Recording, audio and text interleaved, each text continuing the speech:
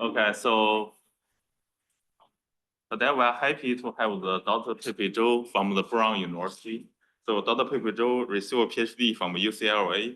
So her research focused on the architecture, programming, abstraction, and the design automation tool for reconfigurable computing and heterogeneous computing. So she received a numerous number of awards. So I don't read them here. So please join me to welcome Dr. Zhou to give us talk. Thank you, Professor Yuan, for the great introduction. And thanks for Professor Shi for the invitation. She had a great time, so far so good. And also, I am fortunate to meet with several of the attendees this morning, students in University of Donald O. And it's very a great honor to be here today to share latest research in my research group at Brown University, which discuss about the efficient programming on heterogeneous accelerator. So basically in today's talk, we'll discuss about the accelerator, AI accelerator, and also different kinds of these things, and also how we generate the code and do this efficient programming of such kind of complex SoC system, or let's say in the future, system in package. So as Professor Yuan just mentioned, I got my computer science PhD degree from UCLA. And after that, I took 2 years gap in the industry working as a software engineer in an AI chip hardware company startup in Shanghai. And then I joined the PhD department in 2021 September. And last September, I bring all my students from here to Brown and basically do all the research, continual research that we have been computing working for 3 years. And my main research focus from this low level to a high level or from top level to down level is application, abstraction, and architecture. So we study how we can build efficient computing system, including a reconfigurable computing device like FPGA, stands for field programmable gate array, and the GPU, nowadays like graphic processing unit or general purpose graphic processing unit, and the AI chip, and also a chiplet system. And how we can generate the code, that is the programming infrastructure we need to provide such kind of computing devices. And then based on top of that, how we can support diverse accelerate applications, including machine learning and the genomics, those kind of medical applications. And I'm also offering this undergraduate course, including VLSI and also computer organization, and graduate level course, reconfigurable computing. So this is one slide that I would like to share with everyone, which is one of the slides I like the most, which discuss about the energy efficiency across the different generations of semiconductor. So you probably have heard of some Moore's law, but then Moore's law also drives the increase about the power density within this 12 centimeter of the chip. So this y-axis, the higher means the more power we need for fuel this chip. And this is this is a log scale, right? Which means that this linear scale is exponentially increased about this power dissipation. So if we want to scale this performance, chip performance, without blowing our chip and burn the chip, actually, we need some techniques to cap this trend in this increasing amount of the power needed from the chip. Otherwise, this power dissipation will make our chip hotter than this nuclear reactor or the sun surface, which we do not want to see. So one method is parallelism, which says that, okay, how will we build this multi-core or let's say multi-thread? So currently, a computing system, including CPU, has a multi-core, and also GPU has thousands of multi-cores within the system, right? So that's a parallelism, how we can scale up or scale out of this computing performance without this huge power dissipation issue. Another thing is called customization. That is, we can adapt our computing system for this specific applications. And this is a way that we can achieve customize the data type, customize the data forwarding path, memory system, and also compute system for this specific application. Because different application domain, it can include different patterns, including the data, load, store, and also compute, also randomness or about this regular loop access. So these all kinds of characteristic from the application, we can study them and make better utilize of those characteristics and map those things onto this chip design. And now that's where we can gain this 1000x energy efficiency when compared to those general purpose computing system. So that's called customization. So with this saying, we know that, okay, we customize computing, then I can bring this, I can get a very good performance and then so cap this power dissipation within, let's say 100 watts for the edge devices. But then the thing is that how we can achieve such kind of customized computing. So one method is using ASIC, which is application-specific IC. Some of you have probably have take a little case about this in the class if you use Cadence or Synopsys tool, or this is an ECE background for your CS student. You probably have some like computer organization course saying that, okay, this chip is in 22 nanometer, this is another 16 nanometer. So these are like a different technology node we are fabricating those chips. So these are like a ASIC chip. Another way is using field programmable gate array, which is a chip you're kind of thinking that we can change the functionality of the chip even after we manufacture this chip. So how's that possible? We'll take a closer look at this architecture. So this is an overall computer architecture of FPGA. So we have those reconfigurable logic unit here, which serves as the basic compute unit in the chip so that we can reconfigure or change the functionality for a K input functionality. So if this is like a 5 input, then let's say we can support up to 32 different combination of this logic. And then these thousands of this logic unit can provide the flexibility to change the compute pattern within the chip. And we also have those reconfigurable memory block or distributed the local RAM, which says that, okay, I can group this RAM together as one RAM, or I distribute them use as separate RAM, and they have the different ports so that it can support parallel and then very huge parallel accessing those on-chip RAM, which allows us to do all the different kind of like data forwarding system. And not to say we have those reconfigurable I/O so that it can support different, let's say, sensor input, different output. We can put this I/O to this, let's say, LiDAR sensor or let's say optical sensor, and then we can also feed this I/O to those Ethernet or other PCIe ports. So these are like a reconfigurability provided by the chip. We have flexible I/O, that's the communication. We also have flexible compute. So that's how we can do or leverage this compute power to do customization. Even if we have this chip being manufactured, we can still like change the functionality over the course when using this chip in the, let's say, 10 years to 20 years of lifetime of this chip. So that's a FPGA. And FPGA can give us, let's say, 10x to 100 of the X energy efficiency compared to CPU, because we do not have to pay the overhead in those general purpose computing to support such kind of general, including instruction fetch, cache system, the memory page walk, all those like the system that we need for general purpose computing. However, if this is a customized computing, we can just do or support the function we need for such kind of application. So that's why we can do such kind of energy efficiency improvement when compared to CPU. So that's good, right?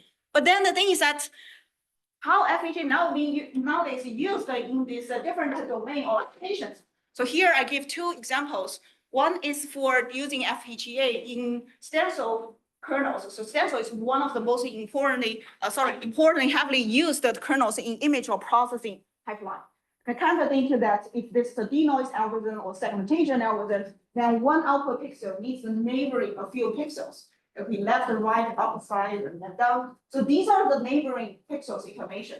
And if we are using FPGA, we can actually build this customized data forwarding like logic or control unit to feed the data to these PE, which is the compute unit, and then maximize the data reuse. So you can see all of these forwarding units, they have a different fan out. If it's a 3 fan out, it means it's broadcasting the data to 3 different pieces of processing element, right? So that's how we can improve the reuse and then reduce the off-chip data memory access we need when computing such kind of kernel. So that's how we can improve the efficiency and reduce this DDR or this off-chip memory access.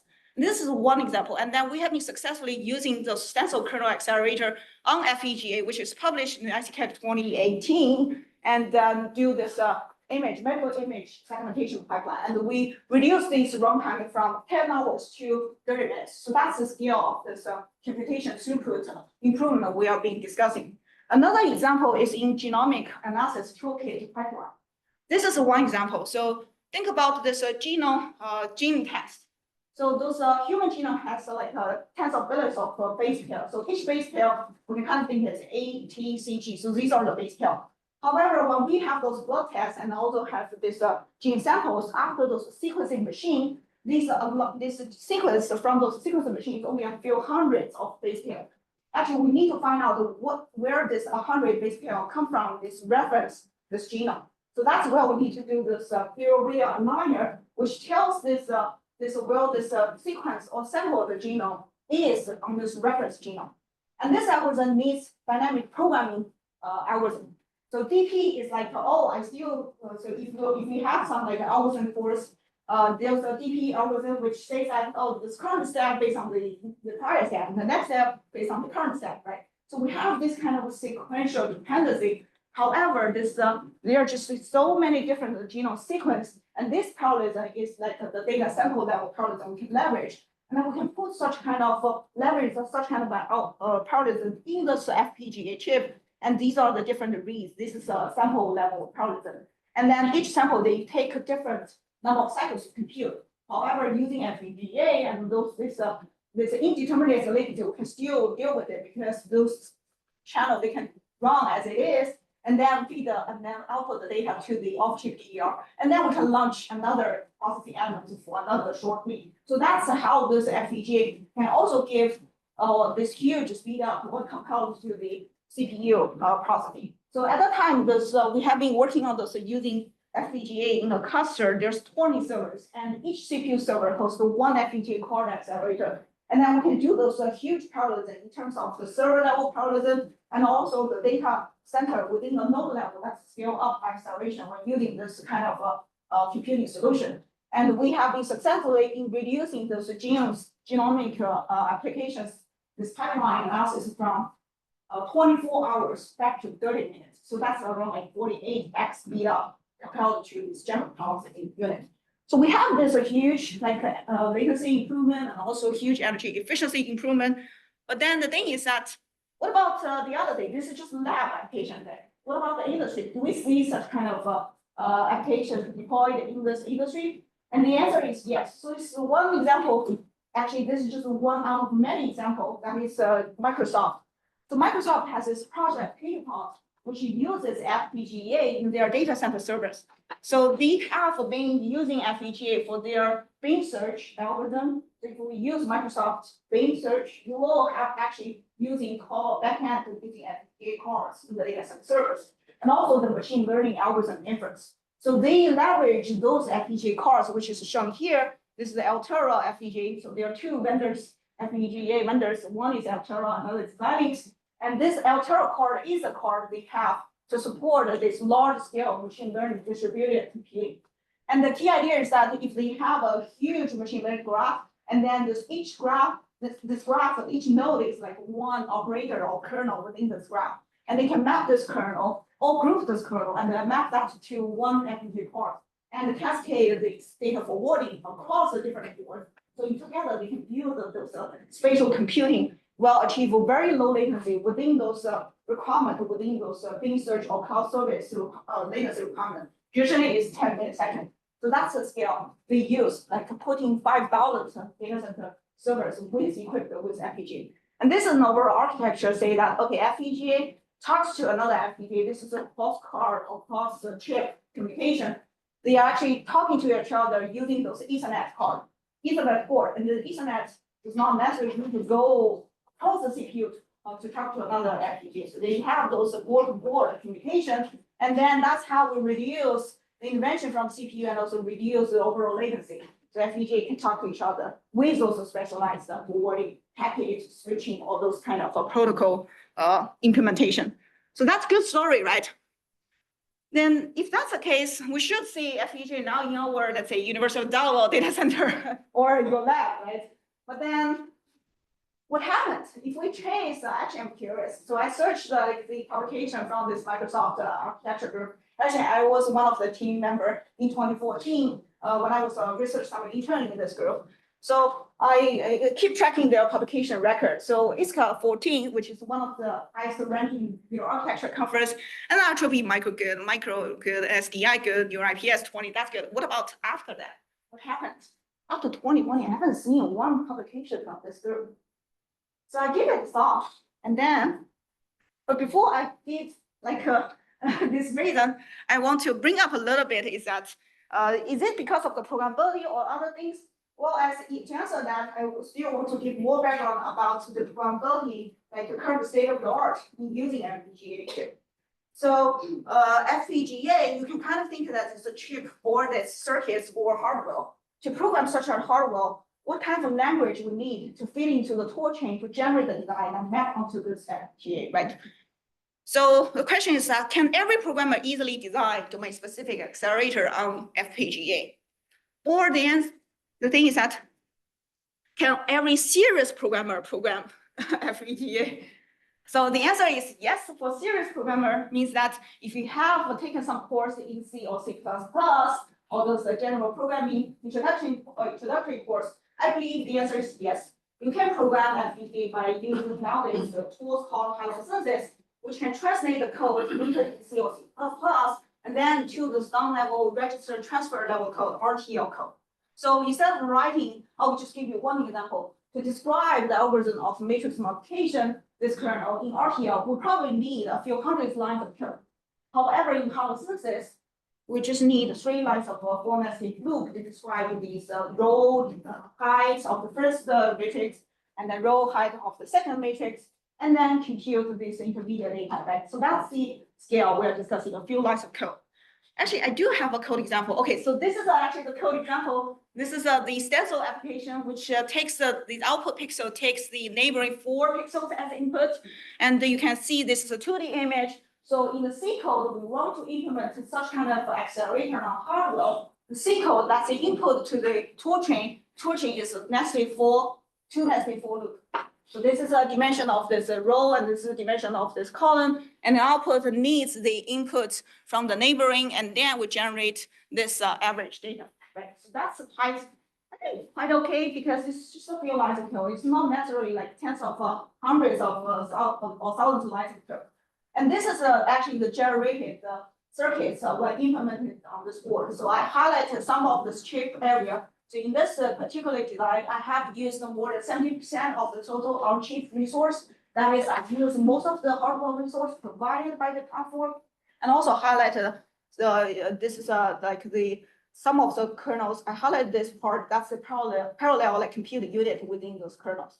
So I put this in a good. I hope that gives you some idea about this how nowadays these FPGA programming input is not necessarily RTL, but how it senses.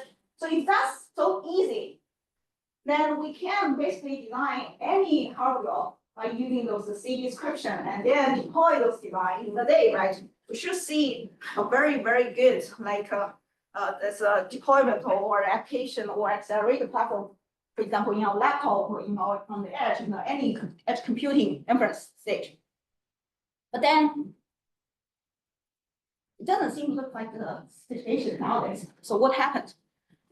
So I gave a performance comparison study in 2021 when I came back from ASIC company back to academia and then built up my research field. So that time, me and my first PhD student would say, okay, let's re-examine the performance or energy efficiency compared to this GPU, which is the most powerful AI accelerator nowadays.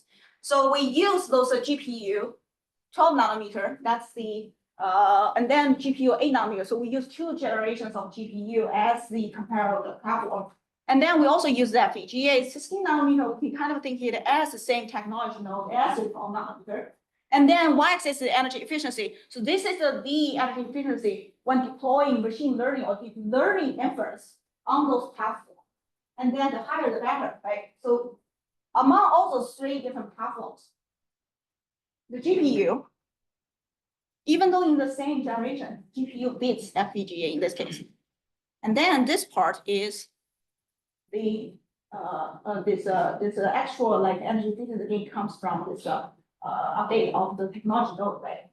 So it doesn't seem like good. It's not good the situation. Why FPGA in this case comes up inefficient platform into learning methods. Actually, we have been working on this platform. And then at that time, we have, so Professor Shi, thank you. We will show you a new picture. You can take a picture of that one. I like this one. Yeah. Yeah. Okay. I will show you next one. I will give you a chance to take another picture. So I don't want to, trust me. So I want to explain a little bit of this constant battling of this different platform. It's not just about the result. Actually, it's like how we reason on understand this result and how we can guide our in the future computer system development. So that's something we can like learn actually from this, starting from this page. So the key reason underlying those GPU, like throwing like improvements or performance when deploying deep learning inference is that they constantly improve on their microarchitecture. So starting in 2017, when they introduced the Volta architecture, they started to introduce those tensor core, that is these tensor accelerator micro units in this GPU that is specialized to do tensor operations. So previously, they only have vector instructions. Vector instruction is good. One single cycle, I can do 16, let's say, multiplication and accumulator MAC operations. However, tensor operator, they can do much better. For one single cycle, you can do 128 MAC operations. So that each core now has 16x improvement than the previous vector instruction. So that's actually exactly explain the reason how GPU now can better support deep learning, because in the underlying hardware or architecture, we have those units that's specialized for this kind of operation, right? So that explains this behind the scene. And also not to say they'll keep upgrading. So each generation from Volta architecture to Ampere to from Ampere to Hopper architecture, they're consistently upgrading those tensor core to increase the intensity and also to increase the data types they support. Previously, they support the FP32, they have 16, now we support even 4. Let's say these are the more data type we support. So the question is that, what if like we have a new SoC also has such kind of tensor core? That's exactly what we have been studying. And then the answer is yes, if we have this, actually the reality is that we do have such kind of FPGA, new FPGA, we call it XFPGA in this slide, but that will be the name in the next slide. So this XFPGA with those micro units, that is being tensor core. And then we can greatly improve those deep learning inference. And then under the same technology node, so SSR is called sequential special accelerator, which I'll explain in the later slides.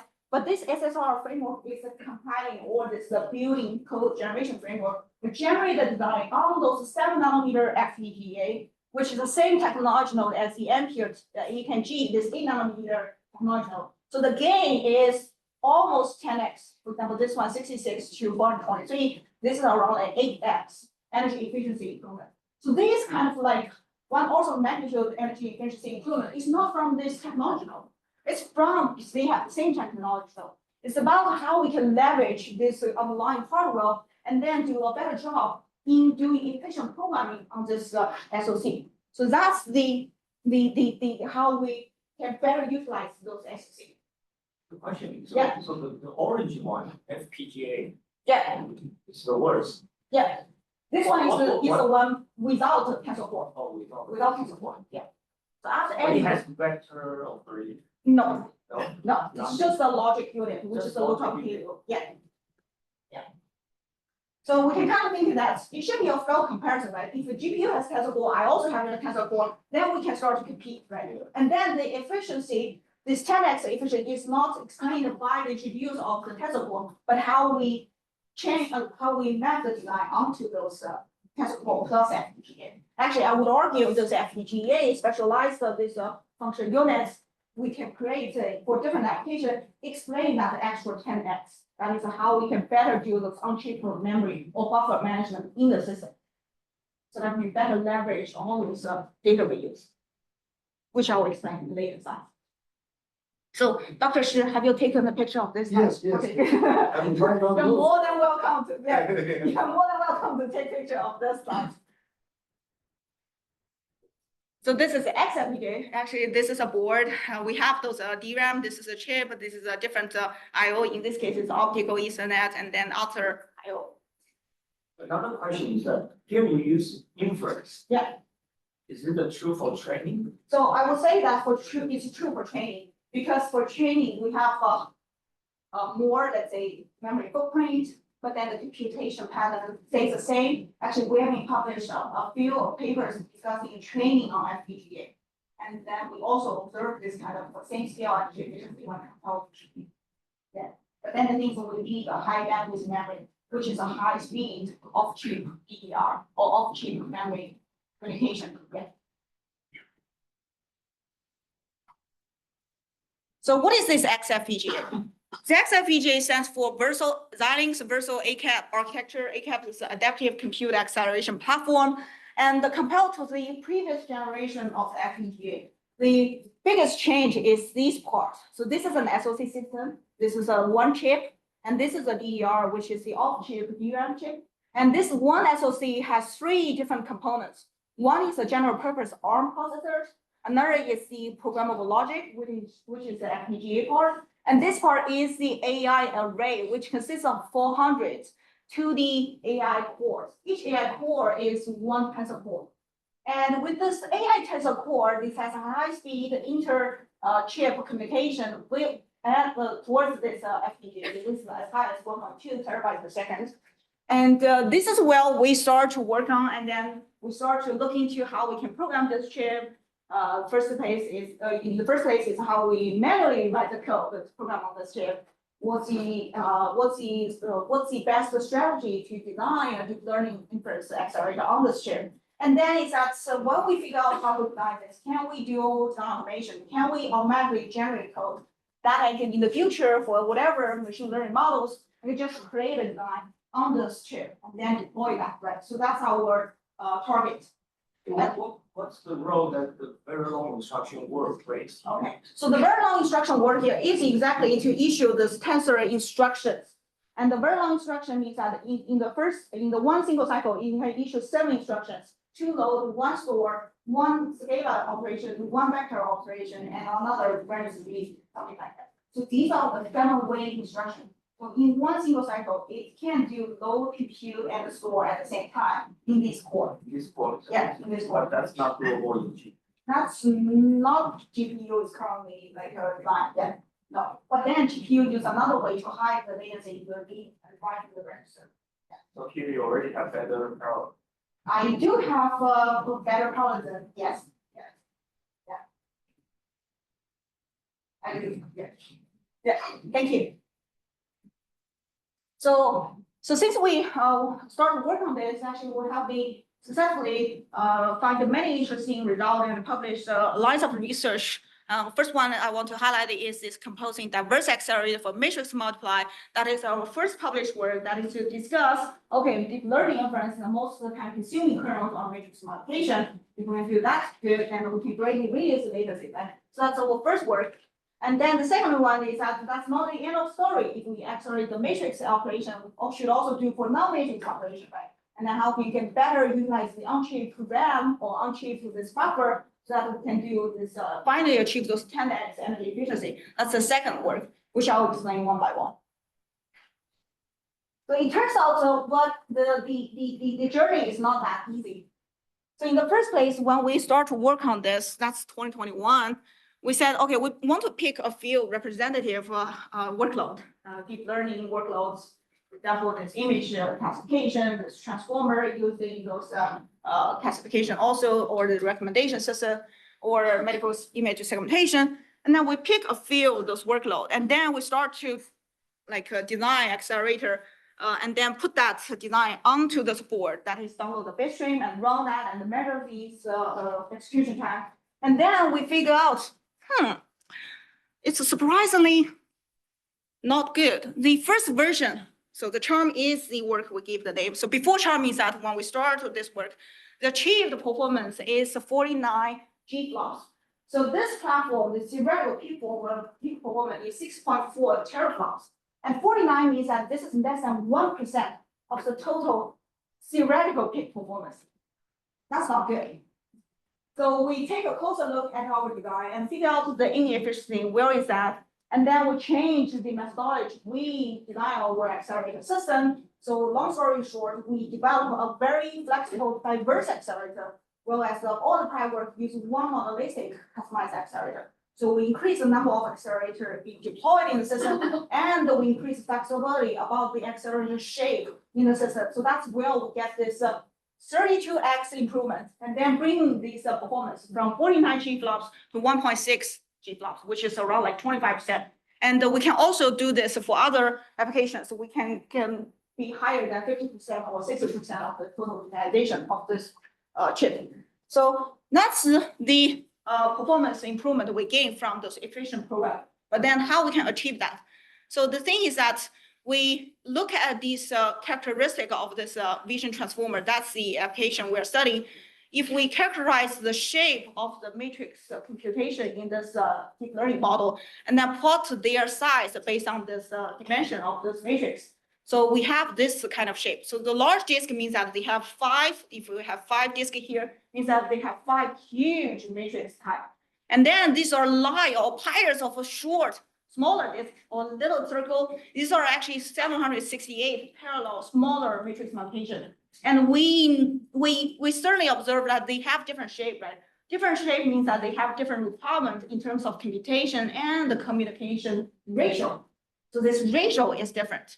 Large matrix, the ratio means that the ratio is good, is that computation to communication ratio is good, is that one data I can compute or reuse it for many times. But for small matrix, I cannot do a better job because this is an intrinsic limitation from the matrix shape. And the data we use is not good enough. If we design an accelerator just for this large ACC, it cannot perform very well on those small matrix type, which is the key bottleneck when we deploy this system. So I will skip this part because I think I gave enough background about, and then we also want to skip the second one, but then I want to highlight this part, that is a programming model. So as we just mentioned, if we have this baseline like design methodology, that is we design one single accelerator, and then to do this mapping on using the single accelerator, we can do a good job in those compute large matrix, right? So this is where we do the tiling because this one huge matrix does not necessarily fit on the chip. So I do the tiling, which means that I can read this data and then send this data from those off-chip DRAM to those on-chip BRAM. And then those on-chip BRAM can feed the further smaller tire to those AI engine and then compute in parallel. And then this doing in tile fashion, and then send the outputs back to this FPGA. And then from FPGA, send back the result to DDR. So that's a programming model we're discussing. That's good. But then if we map the same accelerator to compute this small matrix, this baseline method is that we just pad this data to as if like it's a large matrix. And this padding means that it's good because in terms of programming, I do not need to change my system. I just deploy it, right? And then send this data in the similar fashion as before. But the thing is that it causes huge waste in those compute unit and also huge waste in those data communication. I do not necessarily need to bring those data on chip. So that's the key observation. If that's the case, how I can achieve those 400 AI engine tensor core running in parallel is an extreme difficult task. I cannot do like a good job unless I change my design methodology. So that's exactly how we do that. I'll skip this one because this has been covered in this explanation. But then the thing is that the key idea is that we can design a diverse accelerator system. For example, I can deploy a one ACC 0, which occupies the most of the computation resource, but less communication resource. However, for the second accelerator, this is a smaller computation resource, but more I/O like a resource. And then for this ACC 0, I'll map those large ACC to this ACC 0, large matrix to this ACC 0. And for the smaller chip, I can map them to ACC 1. So that they can achieve a balance between the compute and the communication so that they do not necessarily stress the compute in one kernel and then communication in another kernel. Or in this case, I can balance the utilization of both resources when mapping those different shapes of matrix multiplication onto the system.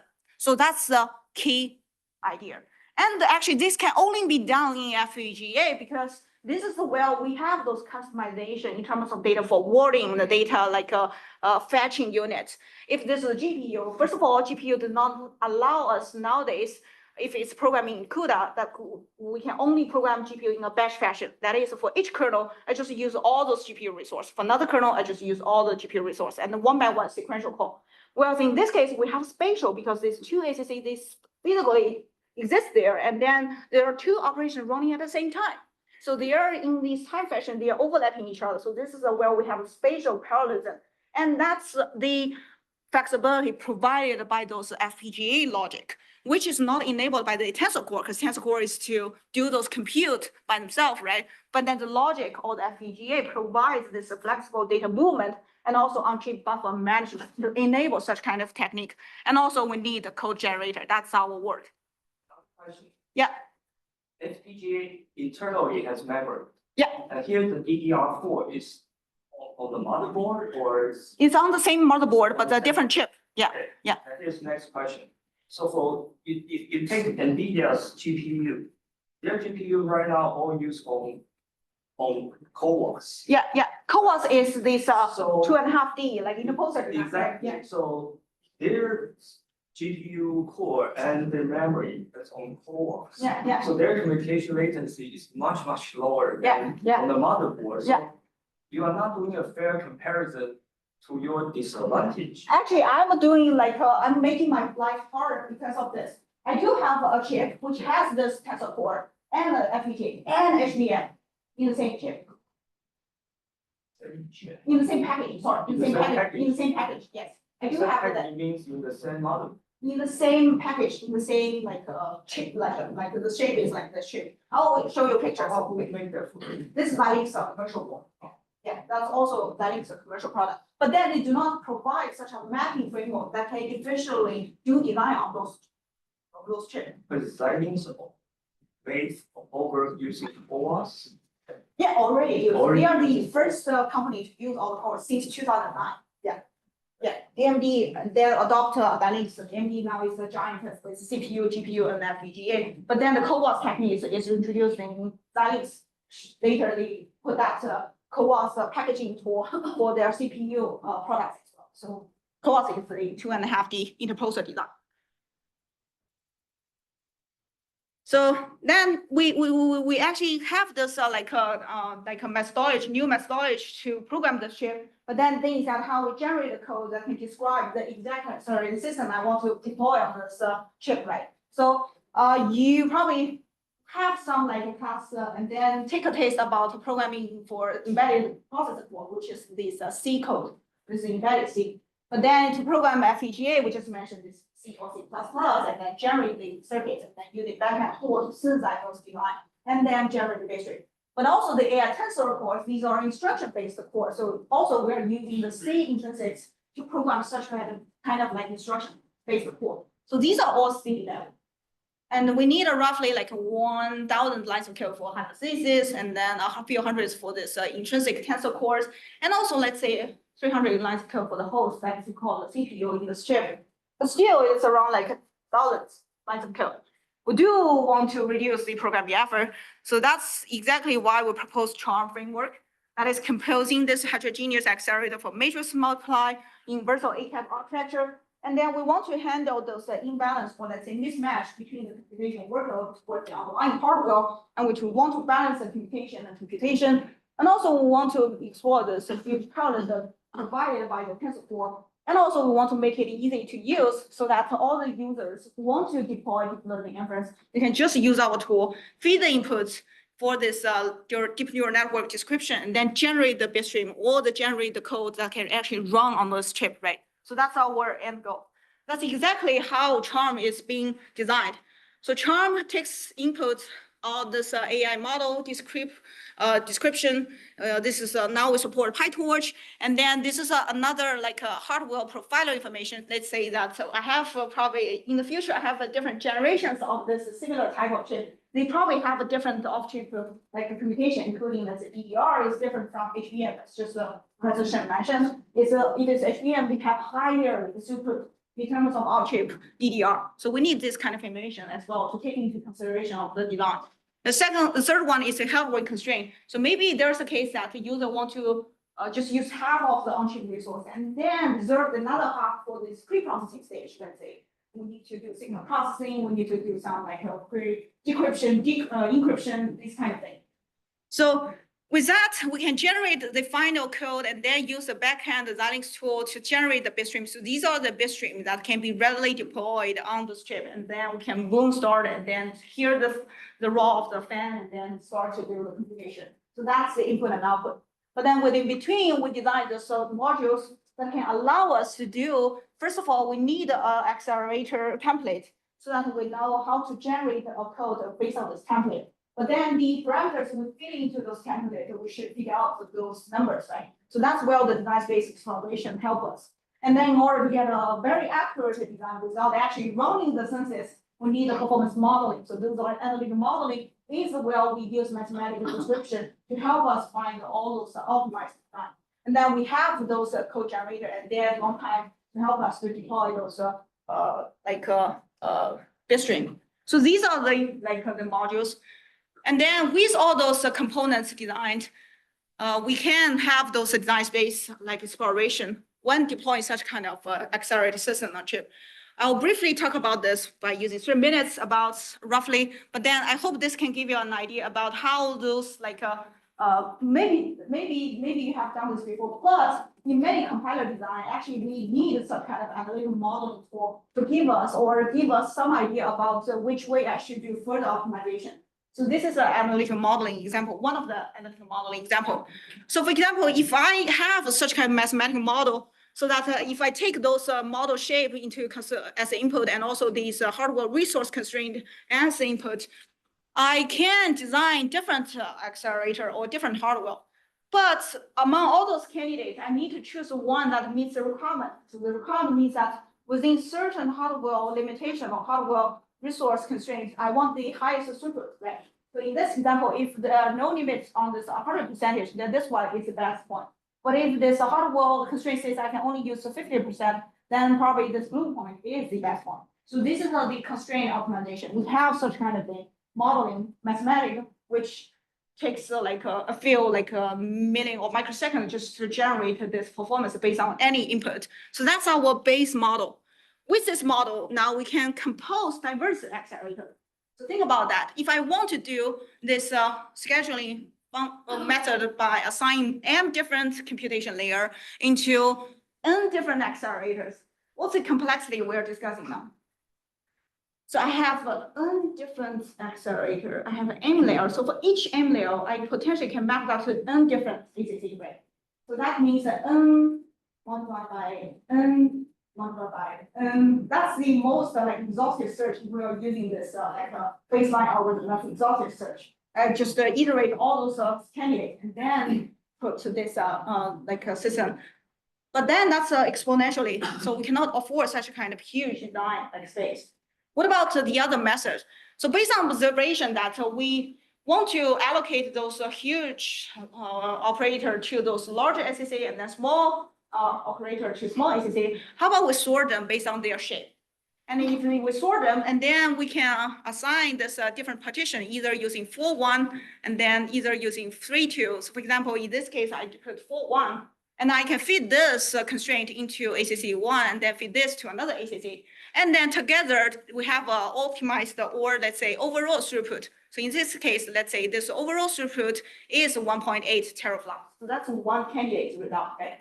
Then if I do this thing another, instead of 4-1, I do 3-2, I can do the search again. And then this way I can do another design, which probably give us 2.0. So by this method, I can do, and then this is by selecting n different partitions out of m different layers. This is how we do CMN instead of n to the power m. So this greatly reduces the search time, can allow us to find an optimized design in a reasonable search. Yeah. those M layers have a dependency? This is a great question. So they have a dependency, yes. So when we deploy this, we still have to honor the dependency, which means that we need to do stuff like say this like a scheduling based on honor the topological order. Yes. Thank you. There are details to solve this topological, to honor this topological order. Yeah. Thank you. But then there are multiple batches of data, so we can leverage the parallelism across different batches. Oh, good. So I have 10 minutes, so I can finish this. So this is how we can do this kind of like mapping, and then we deploy BERT large, and then we deploy this recommendation, and also multi-layer, and also this is this vision transformer classification job. And then if we plot this visualization about characterization of the different shapes, so larger disk means large, smaller disk means small, these have a different shape characteristic. For example, these are the profiling results. So this one is like all big matrix. This one is like all big matrix except for one, but this one, they have huge amount of small. This is like also fair amount of small ACC, sorry, small matrix. So guess out of this 4, which one will benefit the most before and after using charm? Gain the most. second or the fourth?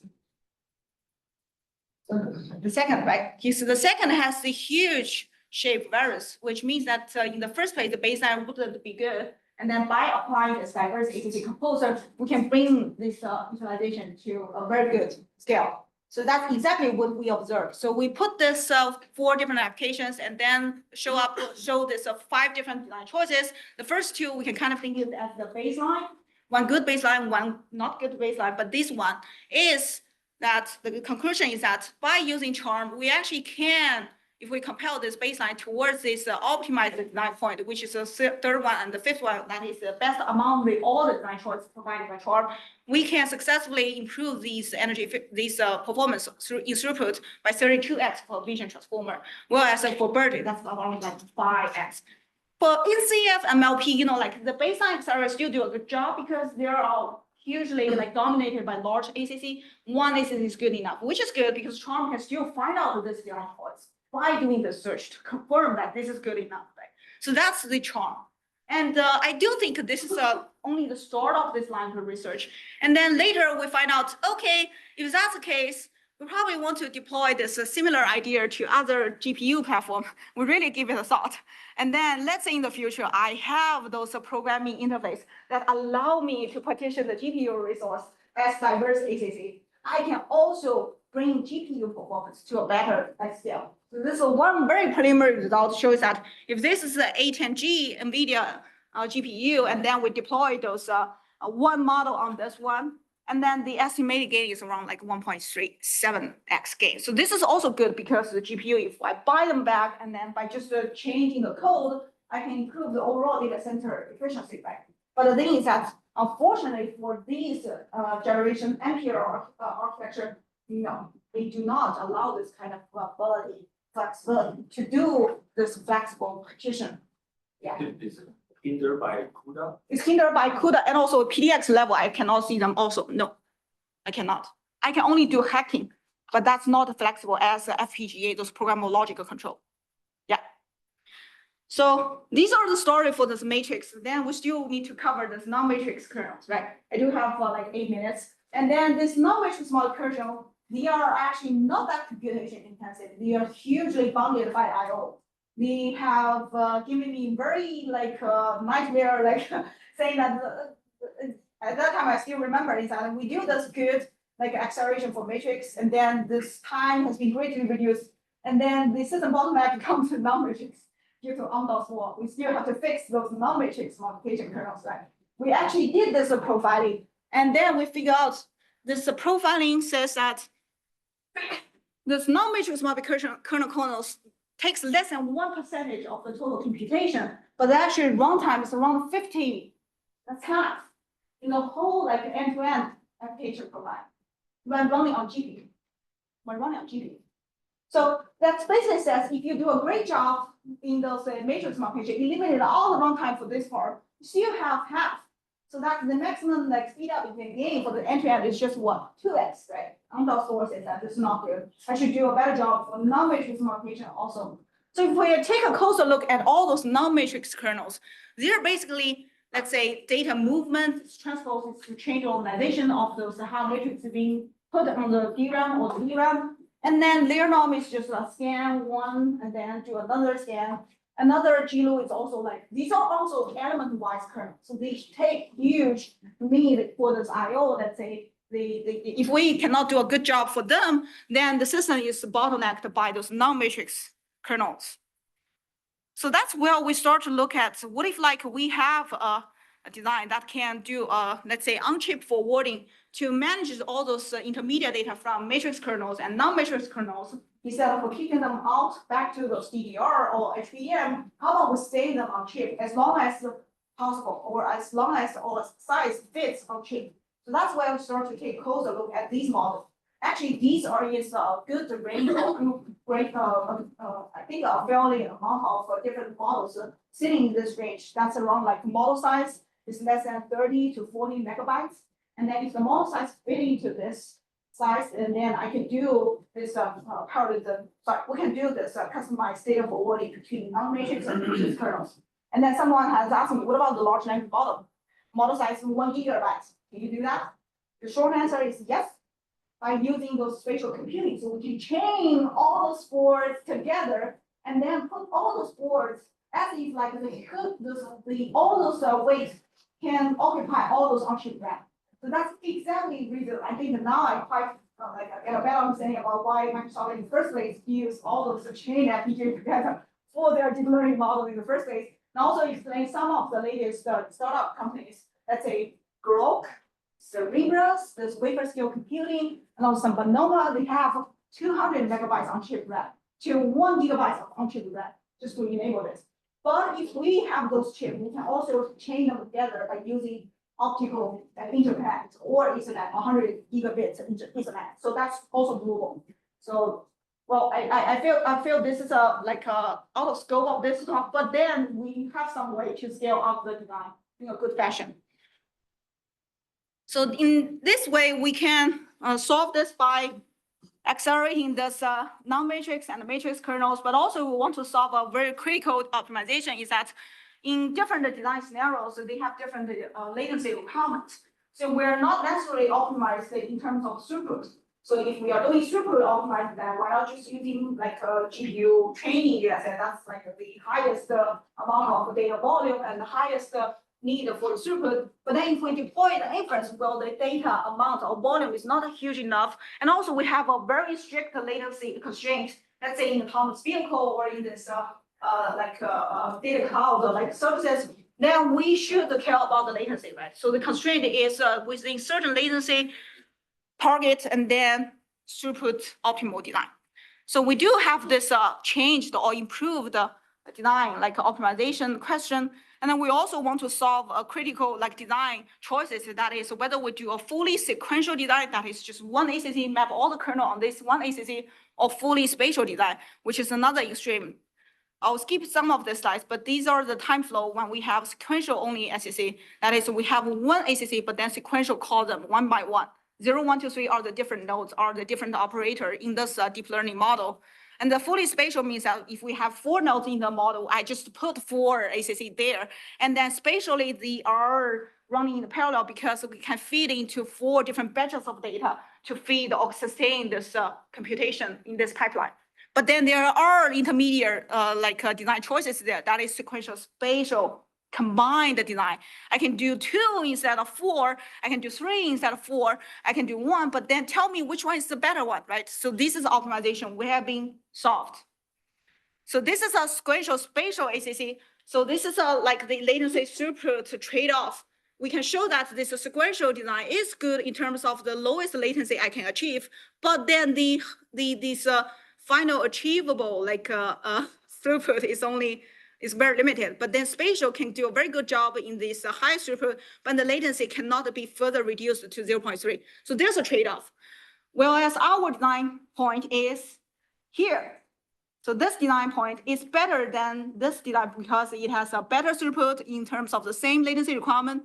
It's also better than this one because on achieving the same throughput, it has a less latency, right? So the separator from give us a better optimization result.